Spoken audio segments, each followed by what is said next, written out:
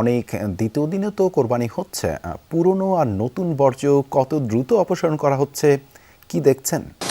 দেবাশিস, আমার বাম পাশটিতে যদি দেখি তাহলে আসলে ফেলে দেওয়া চামড়া এবং পশুর চামড়া, এবং ডান পাশটিতে কিন্তু যেই বর্জ্যগুলো আছে কোরবানির পরবর্তীতে সেগুলো কিন্তু ফেলে রাখা আছে।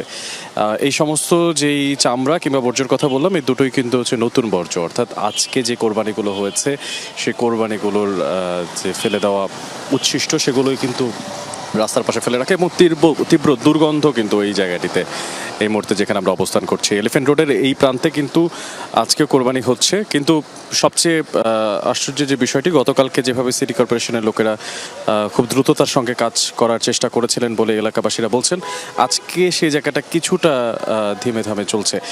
তার একটা কারণ হচ্ছে সকালবেলা, অর্থাৎ সকাল 8টা-9টার দিকে সিটি কর্পোরেশনের লোকেরা এখানে এসেছিলেন এবং তারা বর্জ্য পরিচালনার বা পরিচ্ছন্নতার যে সমস্ত কাজগুলো সেগুলো কিন্তু তারা সম্পন্ন করেছেন। কিন্তু আজকে সকালবেলা আসার পরে এখন পর্যন্ত কিন্তু তাদের দেখা নেই এলাকাতে, যে কারণে নতুন যে কোরবানির উচ্ছিষ্টগুলো সেগুলো কিন্তু দুর্গন্ধ ছড়াচ্ছে, সেগুলো কিন্তু রাস্তার পাশেই ফেলে রাখা আছে। যত্রতত্রভাবে একটু দেখানোর চেষ্টা করি, ঠিক এই পাশগুলোতে, অর্থাৎ বড় বড় টাওয়ারগুলোতে যারা থাকছেন, তারা যখন কোরবানির উচ্ছিষ্টগুলো ফেলছেন তখন রাস্তার মাঝখানেই ফেলছেন এই আশাতে তারা যাতে নিয়ে যায়। কিন্তু সিটি কর্পোরেশনের লোকেরা ঠিক দুপুরের পরপর, অর্থাৎ 2টা-3টা সেই সময়টা কিন্তু তারা অ্যাক্টিভ হবেন, এবং তার পেছনে তারা বলছেন যে আসলে এখন যেহেতু কোরবানির সময়টা নির্দিষ্ট নয়, তাই যে কেউ যে কোনো সময় আসলে কোরবানিটা করছে, সেক্ষেত্রে আসলে নির্দিষ্ট সময় যদি না নেওয়া হয়, এক্ষেত্রে একবার নিয়ে গেলে আবারও সে একই রাস্তা দিয়ে তাদেরকে বারবার চলাচল করা লাগতে পারে।